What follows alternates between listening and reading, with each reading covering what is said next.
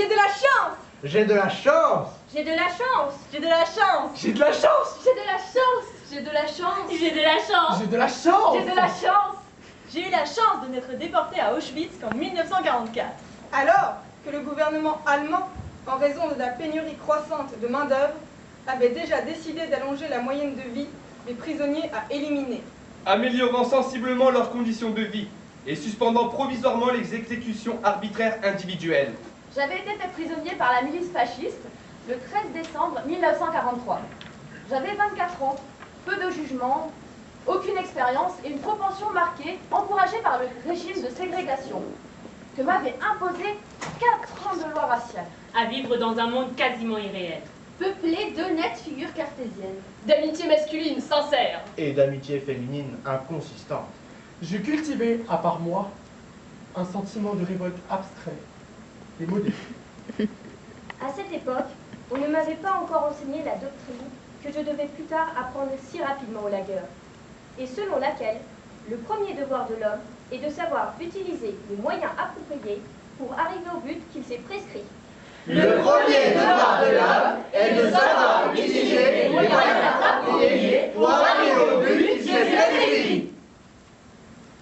Lors de mon arrivée, fin janvier 1944, il y avait dans ce camp environ 150 juifs italiens. Mais au bout de quelques semaines, on en comptait plus de 600. C'était, pour la plupart, des familles entières qui avaient été capturées par les fascistes ou les nazis à la suite d'une imprudence ou d'une dénonciation. Un petit nombre d'entre eux s'étaient spontanément constitués prisonniers pour échapper au cauchemar d'une vie errante. Par manque de ressources. Ou encore pour ne pas se séparer d'un conjoint arrêté. Et même, absurdement, pour être en règle avec la loi. Avec la précision absurde à laquelle nous devions plus tard nous habituer, les Allemands firent l'appel. À la fin, l'officier demanda « Wie viel Stück ?» Le caporal répondit en claquant les talons que les pièces étaient au nombre de 650 et que tout était en ordre. On nous fit alors monter dans des autocars qui nous conduisirent à la gare de Carpi. C'est là que nous attendait le train et l'escorte qui devaient nous accompagner durant le voyage. C'est là que nous reçûmes les premiers coups.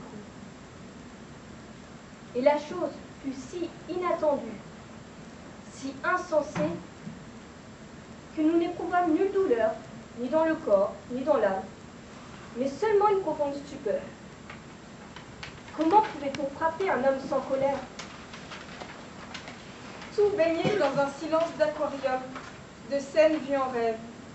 Là où nous nous attendions à quelque chose de terrible, d'apocalyptique, nous trouvions, apparemment, de simples agents de police. C'était à la fois déconcertant et désarmant. Quelqu'un osa s'inquiéter des bagages. Ils lui dirent « Bagages, après !» Un autre ne voulait pas quitter sa femme. Ils lui dirent « Après, de nouveau ensemble !» Beaucoup de mères refusaient de se séparer de leurs enfants. Ils leur dirent « Bon, restez avec enfants !» sans jamais se départir de la tranquille assurance de qui ne fait qu'accomplir son travail de tous les jours. Mais comme Renzo s'attardait un peu trop à dire adieu à Francesca, sa fiancée, d'un seul coup en pleine figure, il l'envoyait rouler à terre. C'était leur travail de tous les jours. Étrange escorte. C'est un soldat allemand, tout bardé d'armes. Il fait trop sombre pour que nous puissions le voir. Mais nous sentons son rude contact à chaque fois qu'un chaos nous jette tous en tas, à droite, à gauche. Le voilà qui allume une lampe électrique. Et au lieu de crier « Gare à vous, à moi !» il nous demande poliment si nous n'avons pas de l'argent ou des montres à lui donner, puisque de toute façon, nous n'en aurons plus besoin après. Ce n'est ni un ordre, ni une consigne réglementaire.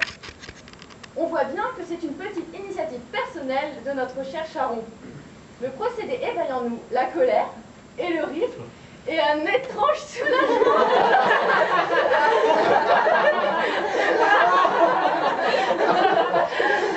Quelle drôle de tête on a sans cheveux.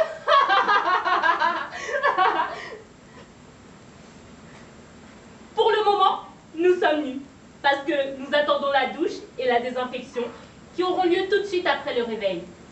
Parce qu'on n'entre pas au camp sans passer par la désinfection. Chacun est resté dans son coin, sans oser lever les yeux sur les autres. Il n'y a pas de miroir, mais notre image est devant nous, reflétée par 100 visages livides, 100 pantins misérables et sordides. Nous voici, transformés en ces mêmes fantômes, entrevus hier au soir.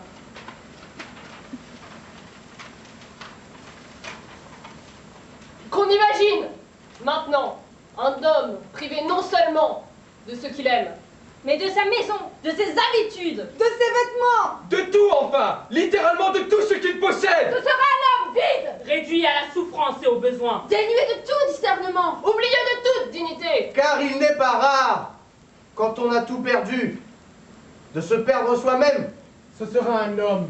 dont on pourra décider de la vie ou de la mort, le cœur léger. Sans aucune considération d'ordre humain. si ce n'est, tout au plus, le critère d'utilité. On comprendra alors le double sens du terme camp d'extermination et ce que nous entendons par l'expression toucher le fond.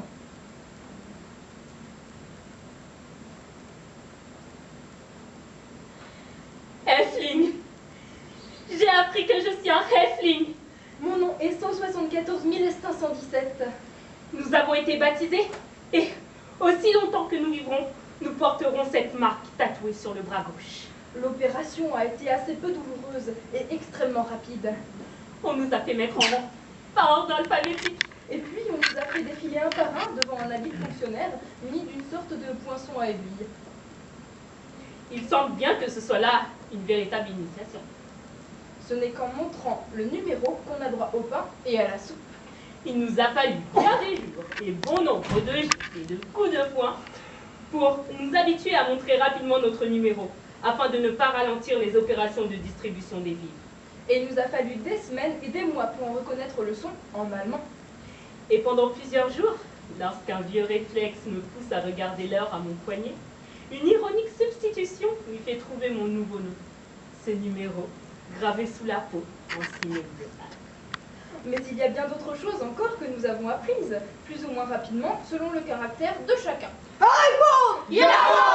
À ne jamais poser de questions! A toujours donné l'impression qu'on a compris. Nous aussi, nous avons appris la valeur de la nourriture. Nous aussi, maintenant, nous raclons le fond de notre gamelle à soupe, pour ne pas en perdre une miette. à présent, nous savons nous aussi qu'il y a une belle différence entre une louche de soupe prise sur le dessus de la marmite et une prise au fond. Et nous sommes déjà en mesure de calculer, en fonction de la contenance des récipients, quelle est la meilleure place à prendre dans la queue. Telle sera notre vie.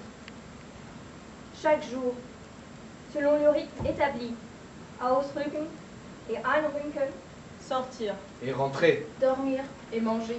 Tomber malade. Guérir. Mourir.